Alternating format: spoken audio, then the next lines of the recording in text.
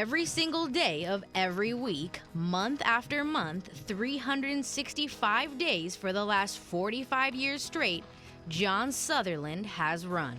I've always liked to be physical. I mean, I would do hundreds of push-ups and pull-ups and sit-ups when I was a kid, just because I like doing the work.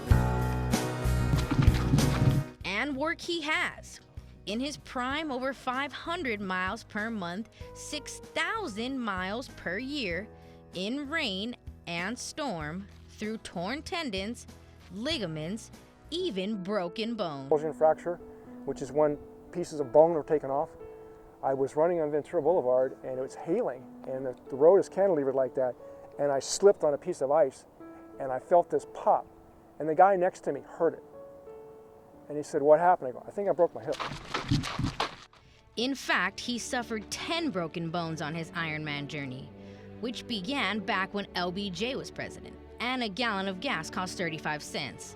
Now, 8 presidencies and 190,589 miles later, Sutherland's impossible streak carries on. The physical part's not the hard part. It's the mental part that's the hard part. It's the day you get up and you have strep throat and you go, "I got to do something. You know, I got to get outside. I got to run a mile. I got to run a 2 mile." And you run and you feel like crap and you go back to bed. But time and time again, John resiliently gets back up.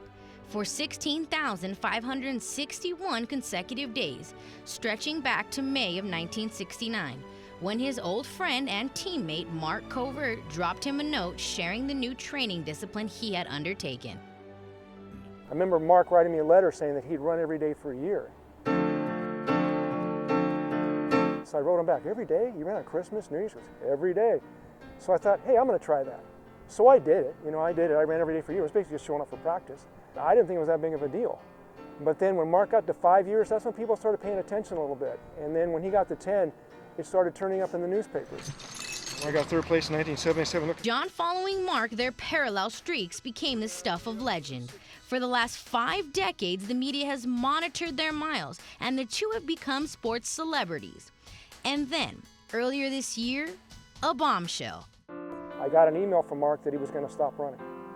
And it felt like a friend of mine died. I literally felt like I got punched in the stomach because Mark was such a tough runner and such a great runner and such a tough guy. I could never imagine him just walking away.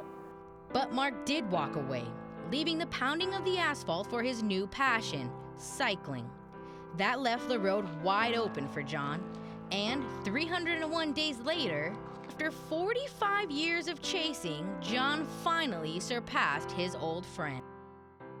Endurance, fortitude, discipline, and consistency are all admirable qualities that John Sutherland has mastered throughout his decades of running. But his passion on this never-ending quest has been costly. Never married, no family, just the miles. Wrecked a couple of engagements. "Hi, honey, I'm going to go to New Zealand for 6 weeks. I just got an offer to run on their circuit, so take care of the run while I'm gone. Bye." Yeah, that didn't go over too well. My biggest regret is I don't have kids, which is probably why I spend all my time coaching kids right now. I enjoy it. I love it. At Notre Dame High School in Sherman Oaks, he coached the school's first ever individual cross-country champion and consistently has the Irish's program among the elite. Not bad for a guy who initially picked up running as a way to build up his legs for baseball. Now he's run his way to the greatest streak in American running history. Brianna Boston.